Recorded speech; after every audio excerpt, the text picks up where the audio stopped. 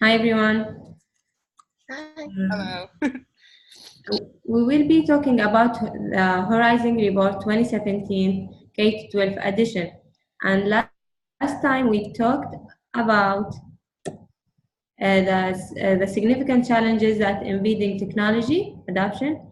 And today we'll be discussing the important developments in education and technology.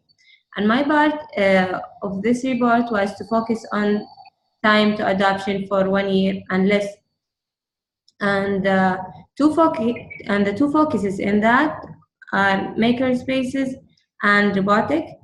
And maker spaces are categorized as development in technology because they are enabled by tools such as 3D printers, laser cutters, and animation software.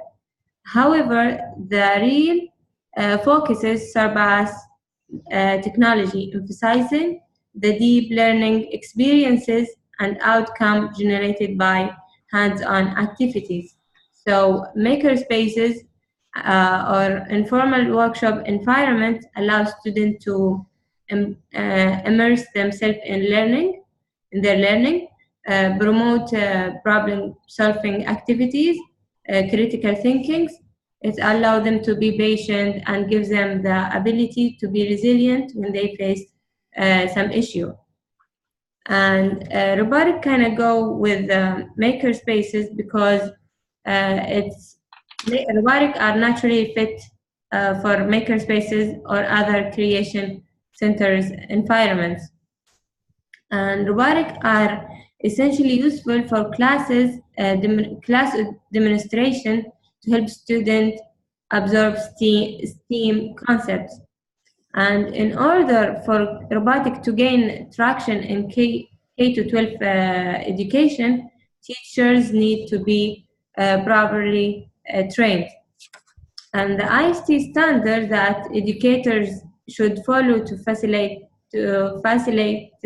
learning with technology and support student achievement are like managing the use of technology and student learning strategies in digital platform, virtual environment, hands-on maker spaces, or in the field, as well as creating learning opportunities that challenge students to use a design process and computational thinking to innovate and solve problems. Okay, so I had time to adoption horizon 2 to 3 years, and the two topics I talked about was analytics technology and virtual reality. And analytic technology is basically how you identify patterns that would have gone undetected as far as when you're on the internet and other places. And in education, how they use this is you can target at-risk students earlier, and you are learning to create a flexible pathway to success by targeting like you see those patterns that you normally wouldn't see in a classroom. You see it through what they're like doing on the internet or on their computers. And the other one is virtual reality, which is basically in its basic level, you're just using like 3D like objects on the screen, and you're manipulating it with the keyboard or with your mouse. But now it's becoming more mainstream because at first it was only really used by the military, but since it's becoming more mainstream with like they have like CAD now, the CAD software, and 3D displays, and then you see it with like PlayStation and all those things. They have like the headsets now. It's becoming more mainstream, and you can use it more in the classroom. And it's not like this like thing where you sit in this pod in the middle of the mall, and that's the only time you get to see it. Now you can literally like hook it up to your phone and put it on your face. So that's like a way to use it. So it's just becoming more mainstream now, both of these, and it's something that we could start using in the classroom as far as education, especially for like those students who are like virtual reality. Like there's virtual reality classrooms that are being started, especially for those kids who are sick and can't leave their homes, or ones who are like have like terminally ill but still want to learn, and they're stuck in the hospital or they're going through chemo or things like that. You could set up those headsets, and it's like they're in the classroom. So Wow. those are new things that are popping up. So that was cool. Okay. So the part that I had was the time to adoption horizon 4 to 5 years.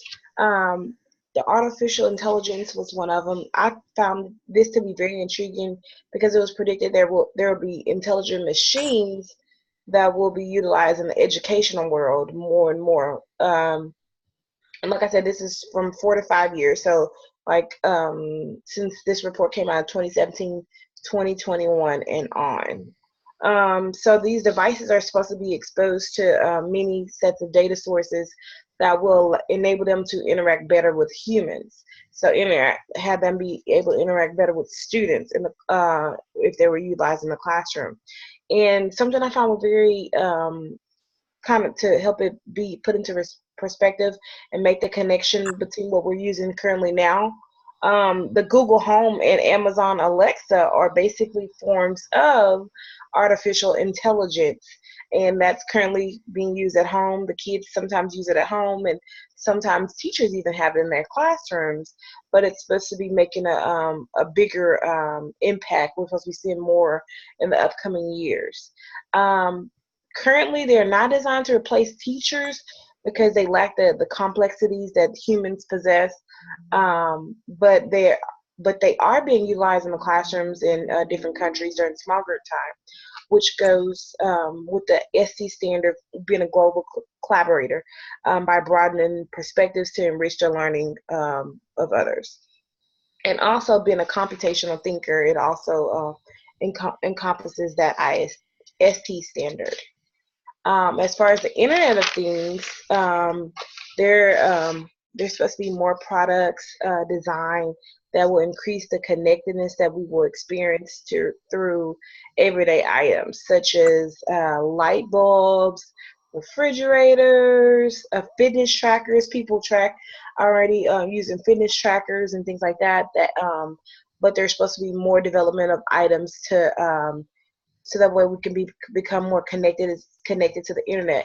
But some things, some possible concerns that they have are the safety, privacy, and security of the use of the devices, like possible hacking and of the devices and things like that. But that's supposed to be making a more profound impact in the educational sector in the upcoming years.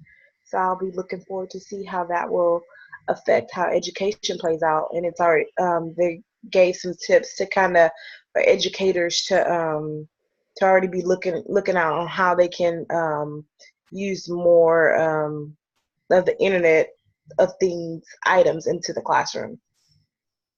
And I thought it was really cool. Oh, that does sound cool. Yeah. I know a few teachers at my school use Alexa in the classroom. I'm not there yet because all I can hear is them like screaming at Alexa all day. So definitely.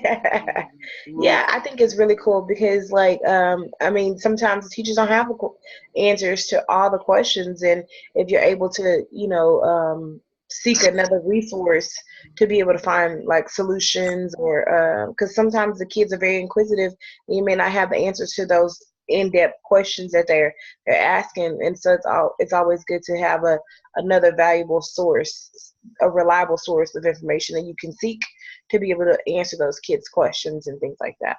Yeah, definitely. To increase their curiosity. So I thought that was pretty cool. Awesome.